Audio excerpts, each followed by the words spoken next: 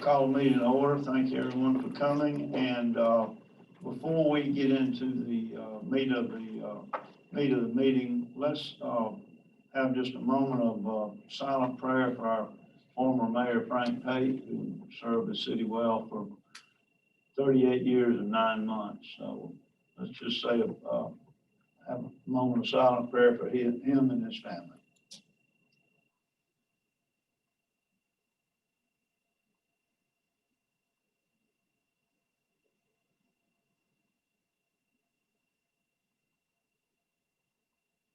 Amen. Okay, the first item we have is ordinance 573, ad valorem tax.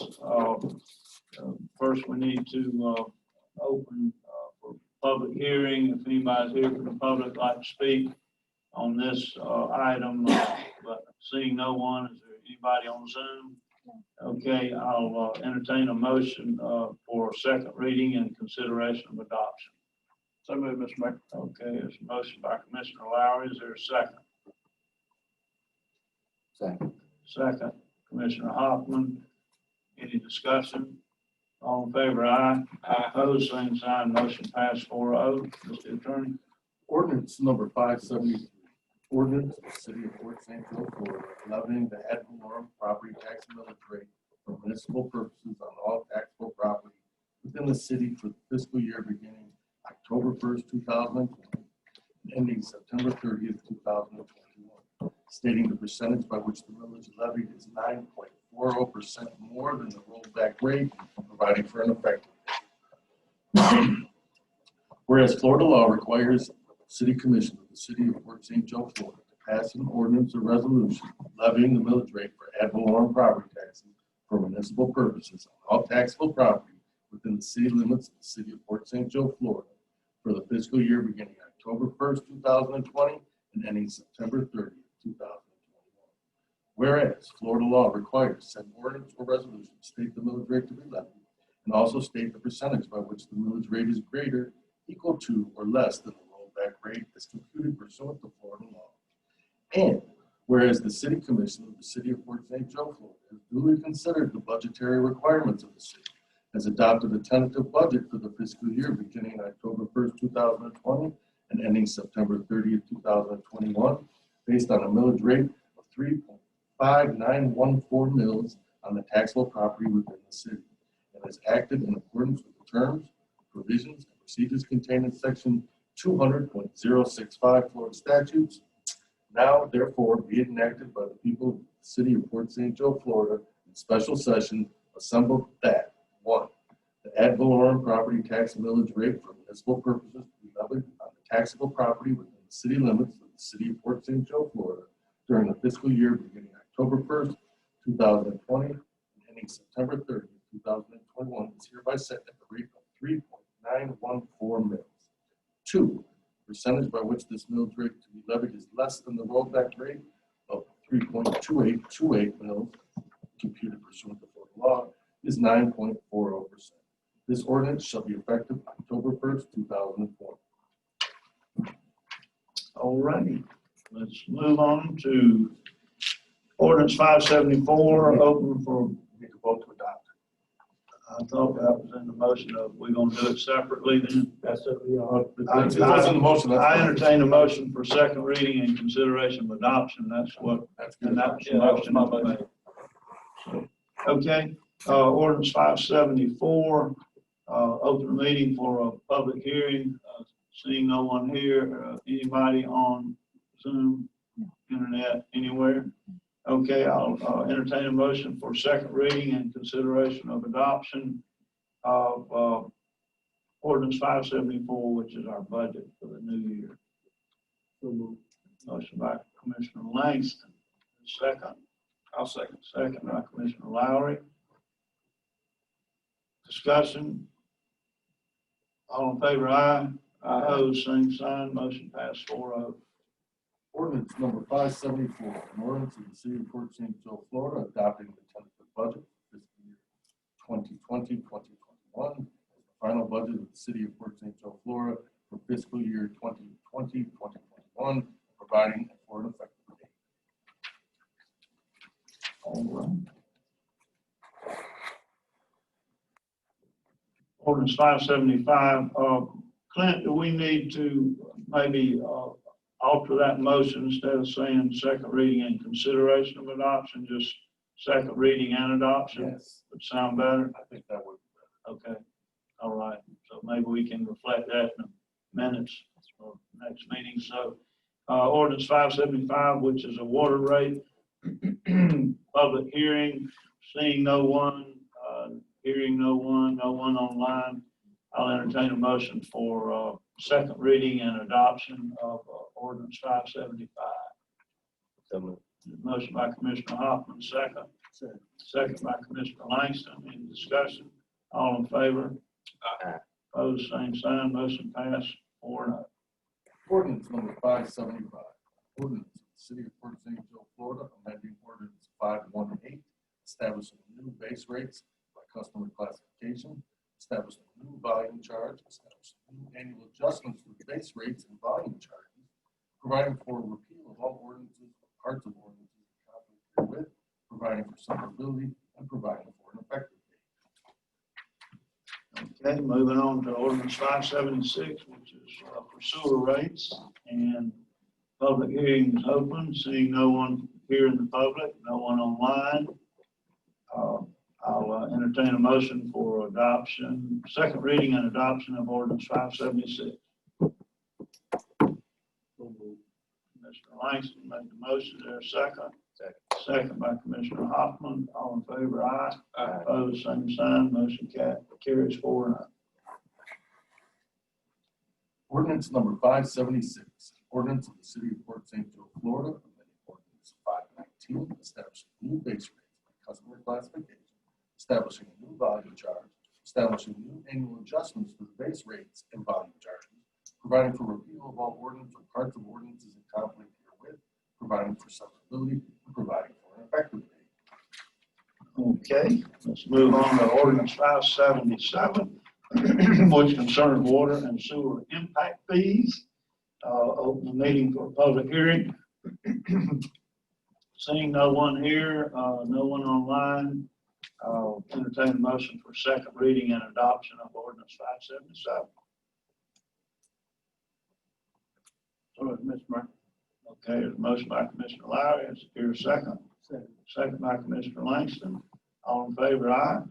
Opposed, same sign. Motion passed 4-0. Ordinance number 577, ordinance of the city of Port St. Joe, Florida, repealing existing section 70-188 Code of Ordinances in its entirety, establishing a capital facilities charge for water and wastewater, establishing water and wastewater tap fee, providing for meter placement, providing for repeal of all ordinances or parts of ordinances in conflict herewith, providing for severability, and providing for an effective date. All right, we're all official now, Mr. Anderson, and new year. Do you want to add anything to any of those items, or are you ready to move on? Okay, it's all yours. Yes, sir. We had two items that did come up before the meeting tonight. First being Garrison Avenue. If you rode down Garrison, you can see the work has begun on the repaving under the Scott Grant project.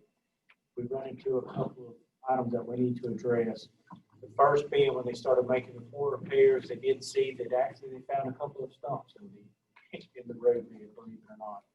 So if you'll look at the first change order request, it's $4,500. That would be to remove these two stumps, put the asphalt back into place with a new base. Most of these that we have before you today, we're going to go back and ask to see if FDOT will cover it. can't guarantee at this time, but staff recommendation, we need to make these repairs before we put the road bed back. The first being the $4,500 for Robertson Roberts for the two stumps that need to be ground, repaired, and new base. So is that gonna be responsible for the compaction and all of the things that we didn't get done on the other section? Okay. That's the idea, that anything they've seen, we're trying to get it fixed, and maybe we don't have this kind of problem. Absolutely. And it's $2,500 a stump, is that what it is? Yes. Well, while we're gonna get this done, I hope, can we get them to look over there at the last block of Marvin Avenue where the city cut those two trees down? In front of the Lurch, I think it, or Lynch house. It's where there was two pine trees there, and you can't even drive a car over where the roots of the pine trees have just destroyed that road. So we've already had one person fall while jogging. But it looks a lot better that we got the trees cut down, but the road is a mess. At least maybe get a price on them. You're talking about just doing stump ground? Well, the stumps are like under the asphalt. It's a mess. They pushed it up. Okay, isn't there two change orders? Yes, sir. Do you wanna At take the them same- one at a time? Yes, sir, I would take them one at a time, because we are going to have to go back to FDOT, and I would imagine they're going to want to make sure that you gave a formal approval before we ask for it. Okay, all right, everybody understand the first change order is for the removal and replacement of all the necessary backfill and paving on Garrison Avenue, $4,500. I'll make a motion. Okay, motion. Commissioner Lowry, is there a second? Second. Commissioner Hoffman, any more discussion? Anyone online?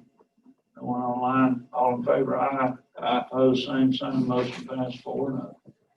And the second one, if you look, there was stormwater pipe, concrete stormwater pipe cast that's sitting on the side of the road. We're told to hold tight until we had approval from you. But the pipe is broken at 19th Street. And if you go down to 16th Street, we feel it's not a good idea, especially since we've dealt with so much stormwater issues in the past 2 weeks.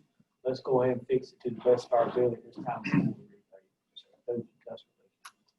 That's $11,053. Yes.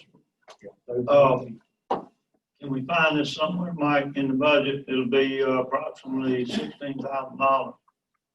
Not specifically, we do have the $400,000 in road paving for Long Avenue in the budget, and we had the $50,000 in S Road road paving in the budget. If you took this out of John's Streets and Highways, you wouldn't have any materials and supplies. So unless you're going to use one of those two categories, it's really not budgeted either. Unless, like Jim said, that the state would agree to cover these costs, which we're not sure they will yet. We hope they will. What about insurance funds? Can we shift some insurance money over there? I'd hate to take the 50 that we just budgeted, and it starts, what, in 2 days? Yeah. I just don't want to spend that. Well, that brings up the other issue of the other half of the roadway we had a quote of $70,000 to repair the other half of Garrison Avenue, which we don't have that money budgeted unless you're going to pull it from one of those two categories.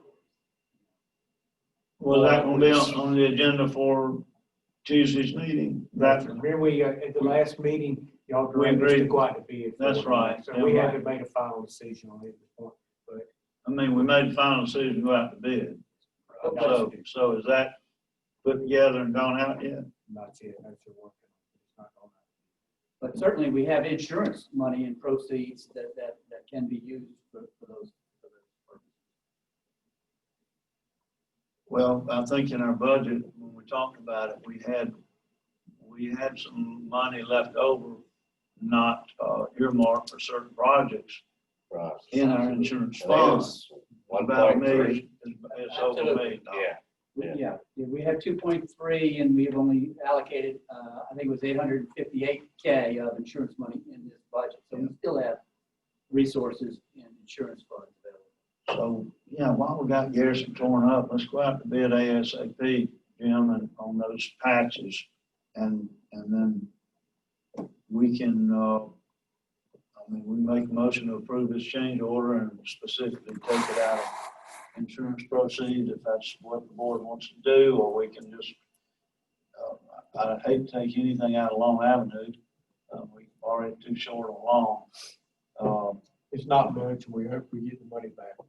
Yeah, so if the motion would be to approve the change order, taking the money out of insurance proceeds that aren't allocated, pending you finding out if we can cover this under the SCOP grant, or they will cover it. Is that clear as mud to you? Okay. All right, I'll entertain that motion unless somebody wants to, make it some other way. I think that's what we do. I'll make the motion as stated. I'll second. Okay, all right, motion by Commissioner Hoffman, second by Commissioner Lowry. Everybody understand the motion? Yes, sir. Okay, anybody online? Nobody online, nobody zooming? Okay, any discussion, Mr. Langston, you okay with that? Okay, all in favor, aye? Aye. Opposed, same sign, motion passed 4-0.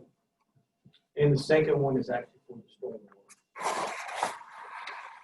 The 19th, and did they vote actually? That's what that That was a vote was for. combination. That was a combination. Yeah, this were, change order 11,053. We voted for both of them. Yeah, right, we voted for both of those, we can turn them loose on that. Okay, COVID update. Yes, sir. The last item we have is an update on COVID. Governor DeSantis did bring the state of Florida up to level 3, to our understanding last Friday. We do have a mask mandate that the city commission did put in place approximately a month and a half ago.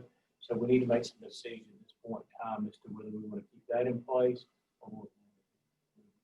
Well, first of all, we didn't have a mandate, we just had a requirement. We probably Yeah, made a proclamation with no penalties. that's From my understanding of reading of his executive order, he basically said you cannot have a restriction dealing with COVID that has any penalties attached to it.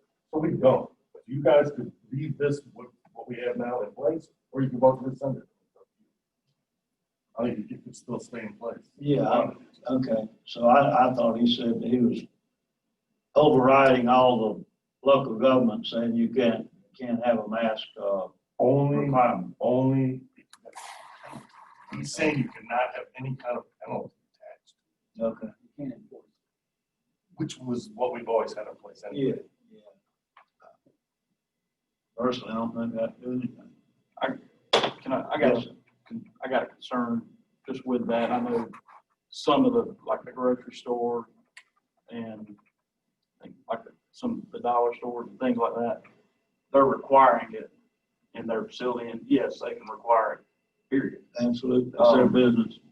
I think probably from just listening to the public, that's a concern from what I'm hearing around town. A concern of, Requiring a mask based on what we have in place. And granted, I understand that there's no penalties, yeah.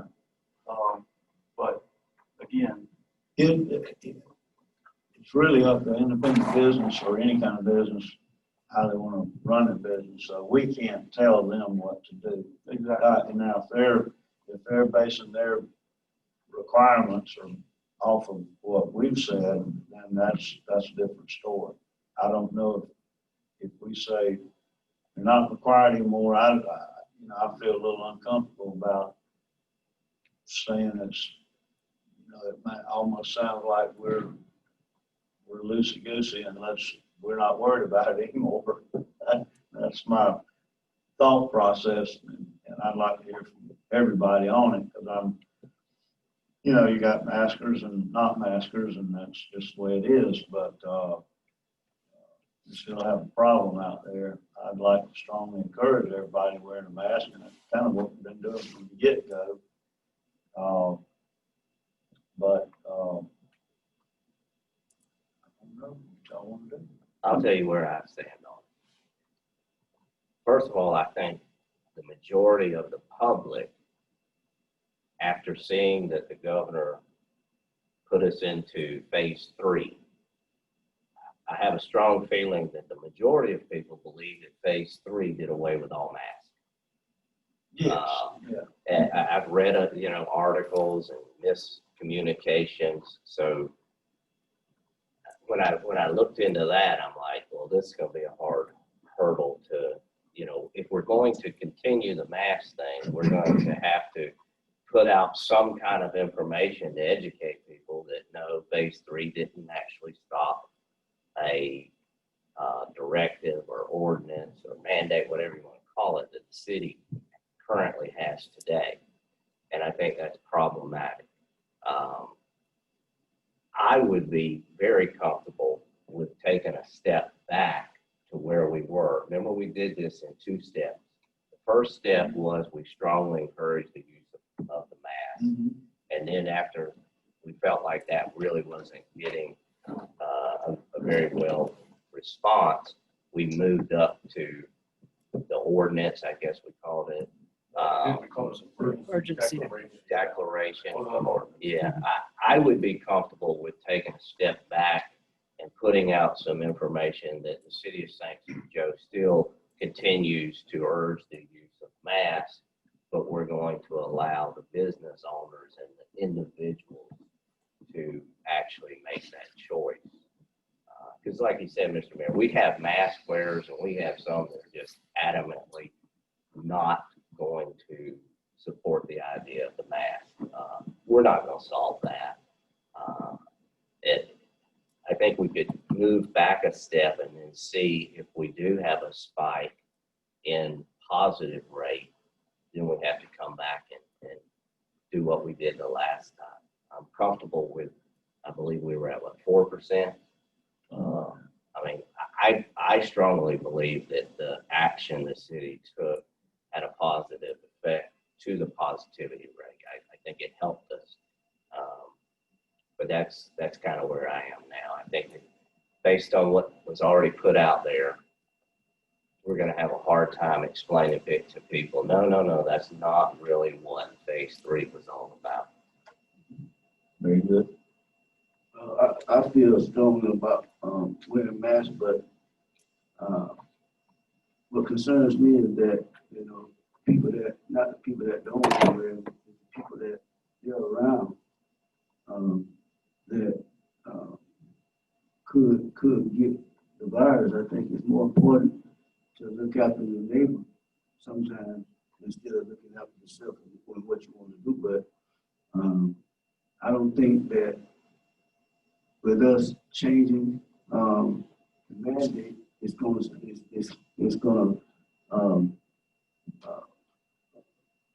push people either way. They're going to continue to do what they want to do. We can't enforce it anyway. So, the businesses, they're going to do what they feel is right for their business and the people that they employ. So it doesn't matter if you change it or keep it the same. I mean, it's still going to be up to the individual to make the decision to wear it or not. So I think that if we keep it in place, at least we'll have something set where, okay, we already have this set. So if we want to go backwards, then we'll come back to the same thing that we had already put in place. We don't know if it's going to get worse, or we don't know if it's going to get better. We don't know too much about the virus, really. I mean, they're still trying to figure this thing out. So I feel that with the mandate that we have in place, let's just keep it here, keep it like it is. People that's going to wear them, going to wear them. People that's not, they're not. So it's not going to affect us either way, I mean, people may look at it and say, why are we doing this? Why are we keeping it like it is? But it really doesn't matter because they're doing what they want anyway because we can't enforce it. So it really, to me, if we decide to keep it, that's fine. If we don't, it doesn't change anything. I think it's all going. It's going to be people going to react the same way regardless. Couple of good couple of good arguments for sure. We've got a meeting Tuesday. If you'd like, let's of course put it on it's been on the agenda every meeting anyway, put it on here. Let's keep our ear to the ground and see if Mr. Ashbrook get here. If you'd like, I mean, it's up to you guys. If you want to make a motion to rescind the requirement, that's okay too. If you don't want to wait. Mr. Mayor, if I could, Yeah. I'd rather go ahead and rescind it, and I'll put it in form of a motion, just because we've got that, we'll hear it over the next, till Tuesday. Yeah. But I do want to encourage it, Yeah. just like we have in the past. I do agree with Commissioner Hoffman. And I agree with your concerns too, because I mean, a lot of people are just doing what they want to do. But I want to put that in form of a motion to rescind it. Okay. But I do Declaration. want to encourage the wearing the mask. Okay. Is there a second? I'll second for discussion. All right, second for discussion. All right. You know, positivity rates down, it's great. I think a lot of it is people have become more educated and more socially responsible. We'll, in 2 weeks, we'll find out what, you know, if that rate jumps up, we'll know that, the experts were right. But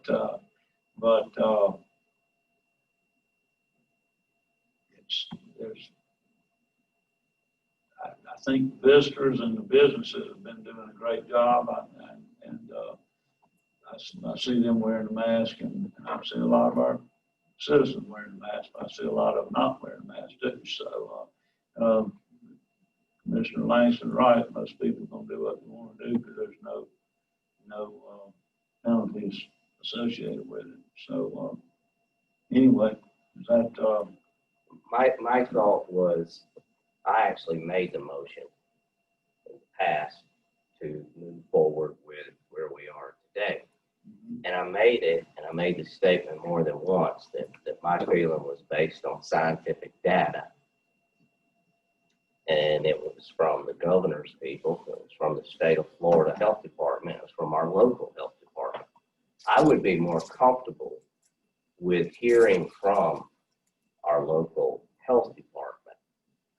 And that's why I think maybe we should have them here on Tuesday's meeting and take some guidance from the health department. If the local health department feels that the numbers are low enough and they recommend and suggest that the city would move forward with lessening the restrictions on the mask wearing, then I would feel more comfortable with a vote at that time versus making a vote now without weighing in on their expertise, because we would really just be making the vote on how we personally feel about it.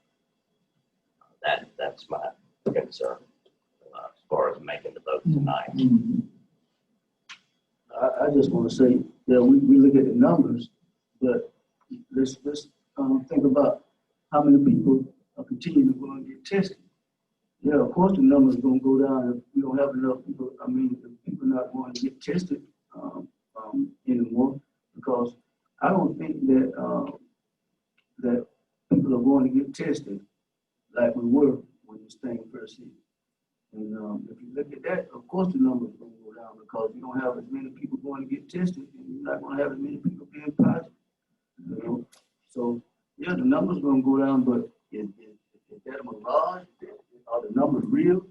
And the only thing that I can say is, if do what you feel. If you feel like you need to wear your mask, put your mask on. And if you don't, well, just take a gamble because this thing is real.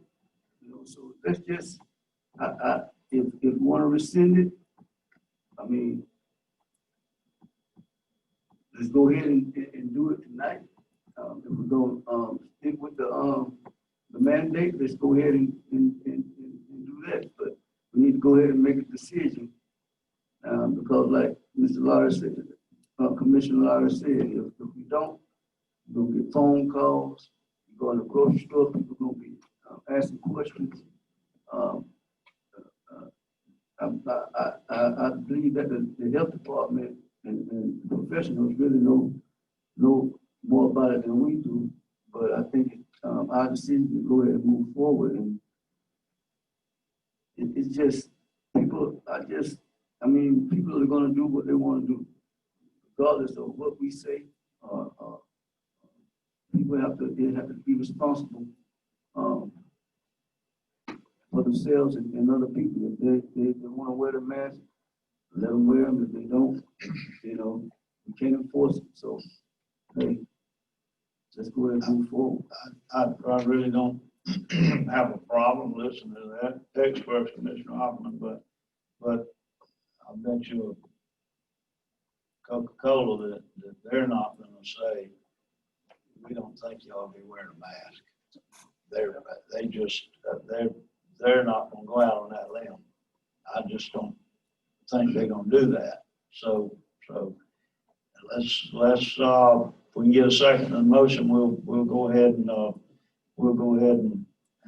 move on tonight, and then we'll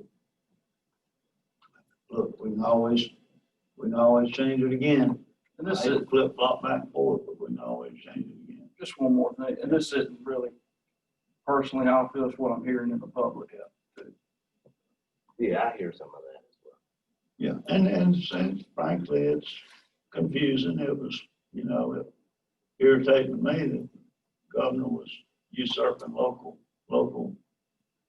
powers, and we fight that all the time, state over local governments. And we know more about our community than they do. But the governor said, it appeared that he said you didn't have to wear a mask.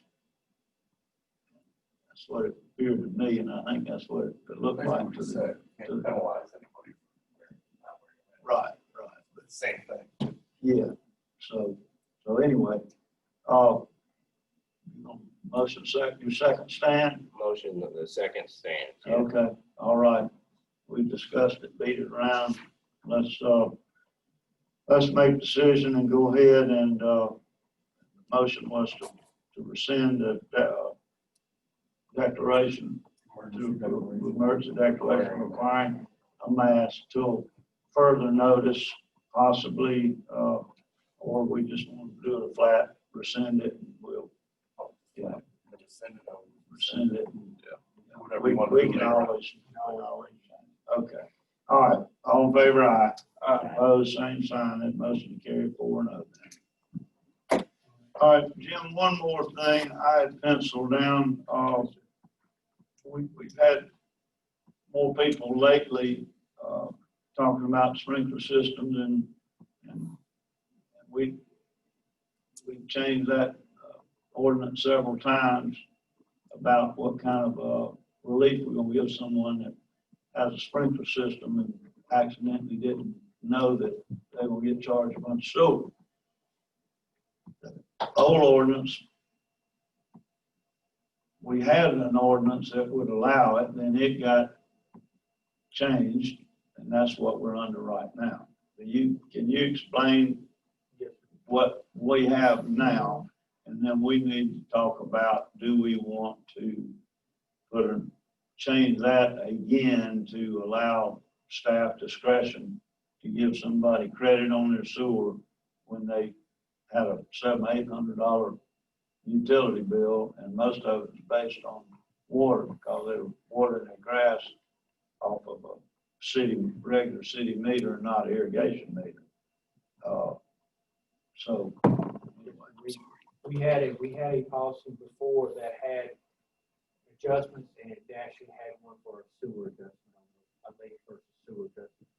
That was a change to the newer policy. The newer policy says that sewer adjustments can only, but I don't have it right in front of me. I had it set for the agenda for Tuesday, so I have it with the language scratched through to go back to the old, if it's the wish of the board. But basically, it said that before you could give it at discretion of, you could give a one-time sewer adjustment for a high bill. Okay? Now, then it was changed, and you could only do a sewer adjustment for a pool adjustment. So the guy that had a garden couldn't get the sewer adjustment, but the guy that filled his pool up could. The guy that had an RV and washed it could not, or an irrigation system could not, but pool could. So it limited only pool adjustments on the sewer side. So the recommendation for staff would be to go back to that one we had before. That way it takes out the element of only giving it for one specific idea. Let's do it a one-time event during a 12-month period for whatever the case may be for the sewer, whatever calls out. Right, and then the reason I brought it up tonight is just food for thought. I know it's gonna be on the agenda Tuesday. Everybody can start thinking about that. You know, it's one time, I've got an example from a young lady that has her utility bill automatically taken out of her checking account. Well, she got busy, and for 3 months, you know, she had like, I don't know, $700 one month, $800 another, and she got looking on me about had a heart attack and said, holy smokes. So now we can only, the way it's written in the past, we can give her help on one of those and Not every month. yeah, and that's the whole point. We don't want people coming in here every month saying, oh, I accidentally ran my sprinklers and I need my adjustment, because that puts all kind of work on these guys that they don't really need to have. You know, we just need to educate people. We shouldn't have to educate them, but at least in that department, Jim, encourage anybody that we have to do this to get an irrigation meter or a shallow well pump, but I'd recommend the irrigation meter. It keeps iron off the house. But if we could sell some irrigation meters maybe, and it's not that much. I don't think it is. $450. That's installation and everything. But then you got to get your plumber to, or your yard guy to hook up your RPC on the back of it now. That is a requirement of the state. yeah, backflow preventer.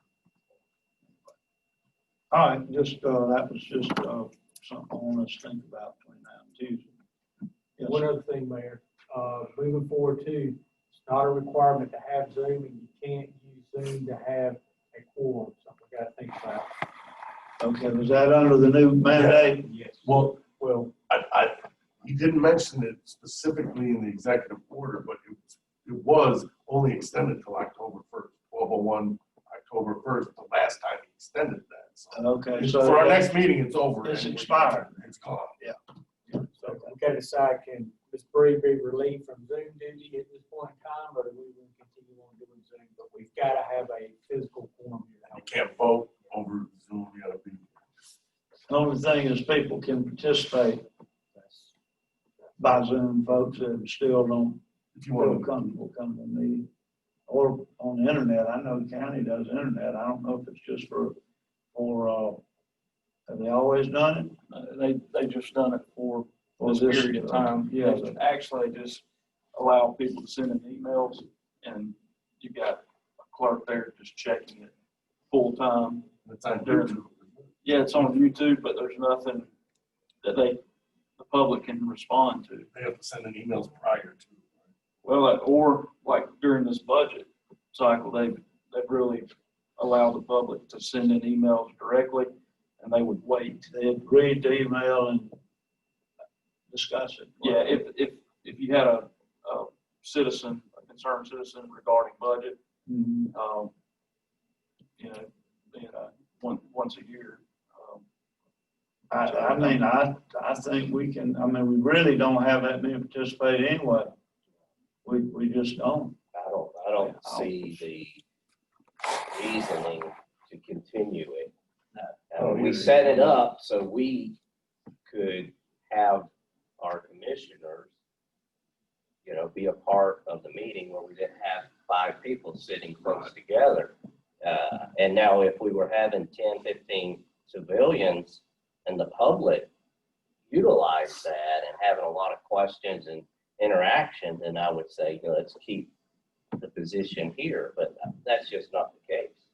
Well, I think she can still do the social media piece too, like when we get back tomorrow, we're gonna put something out there about the city still strongly encourages masks, but we rescinded the declaration. So I think she can head off a lot of the stuff still on social media. Social media, I was kind of hesitant to start with when we began it, but it has worked in our favor in several areas. Getting word out to people, code enforcement, COVID-19.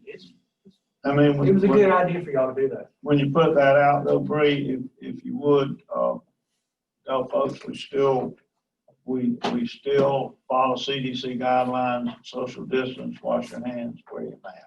Okay, But it's not a requirement, but I don't want to think that we're gonna have chairs packed in here. We still need to keep chairs separated. We need to stay separated. okay. We need to be safe, and that's the only way to do it. I did see an article today on social media, post, I guess you call it, a local restaurant that actually understood phase 3 and said, even though we could now go to 100% capacity, this particular restaurant has chosen to leave things as they are, 6 feet apart tables and more or less 50% capacity. So Good. I think, Commissioner Langston is correct. People are going to do what they're comfortable with. They don't always need us to tell them what. Nope, let's hope they keep doing it. Hope we keep doing it. Anything else anyone would like to discuss? I got Yeah, something. go ahead. I talked with Jim about this earlier today. Coach Parker went and tried to get in the gym Saturday to practice the girls' basketball team this weekend. All right. And the gym was locked and didn't have a key. Only people that have a key to the gym is workforce. All right. Which I don't think is right because they're only leasing the building for 6 months, right? To December, am I right? So after December, what we do, they went in and changed all the locks on all the doors. And the only people that have a key to the recreation center is their employees. I think that we should have at least one in our hand at all times. The only thing with that, if they've got lease on the building, they're responsible for the building and everything that happens in that building. So that's, I think, the reason that we all decided that they would only have it. But now, y'all correct me if I'm wrong, because I believe in recreation. I believe in all our sports teams and always have. But we're still down to the point of they basically are owners of that building. If we lease this building to you, you're responsible for this building and everything that happens in it. And that's the where we are. Am I correct, Mr. Anderson and Mr. Attorney is? Up until August the 15th, that lease is actually up. So basically what you had, That's what I thought. the lease was up August the 15th. So basically from here on out, what they did was they said they would have Ms. Gibbons and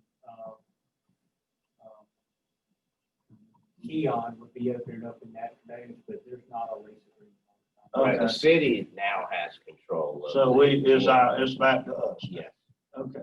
I mean, I don't have a problem with that. I just got a problem with keys getting out to everybody and they have something, I mean, we almost have no control, you know what I'm The saying? only thing I just want a key. Anything can happen on the weekends, Yeah. And I know Coach Parker like practicing in the gym. We got those new LED lights and they're nice and bright. And if we don't have a way to get them a key, well, I know Keon coaches with him, but I don't think he was there this weekend. So I talked to Jim about it. He said to go talk to Lee. Talk to Lee about it. So what I'll go back and put a bug in Lee's ear. Yeah, I guess, but I don't know why you gotta talk to Lee. Well, he had the key on there. What I didn't know is if Keon, I don't know if Keon's got one or if Ms. Gibbons keep on their keychain or if they only have one that goes back to, I'm not sure. I'll call them. I'll check with I Keith. mean, we should have the key now. Yeah, I don't They have. shouldn't have a key. Workforce shouldn't have one. Well, they've been keeping it open in the afternoon. So they Okay, so they're just doing that for us. just to keep it open. Even when the lease is in term, shouldn't the landlord and the city have at least one key? My landlord has a key to my building. Yeah, In case of emergency. but still, yeah, I 100% agree with that. I'm just saying that the people we lease it to is responsible. Right, I mean, it should only be one key and one person have it. Yeah, but I mean, if it's okay with the leasee to let people use it, that's fine. But of course, we're not talking about that now because there's no lease on it. But we just gotta have some kind of control. I don't know how Jim wants to handle it. I'll leave it up to staff. If you need to bring it to us for some kind of policy, bring it to us for your suggestion and we'll vote on the policy. I don't think there's a problem with Coach Parker using a situation like that on there. I think what the concern was before was that people were getting keys to it and there was assumption things were gonna go missing. And That's what the problem was, during the summer. I think they had something going on and a couple of things, but that's why the league changed the locks. And I guess he had the right to do it if he was in control at the time. That's right. And, and I understand, I had no problem with that. The only problem I have is if we have an emergency, we have something doing on a Saturday, it wasn't an emergency, but we have something, needs to get done on a Saturday, we didn't have a way to get into the facility. If they have the lease for the 6 months and something happened to those LED lights, we're gonna be the ones that have to fix them.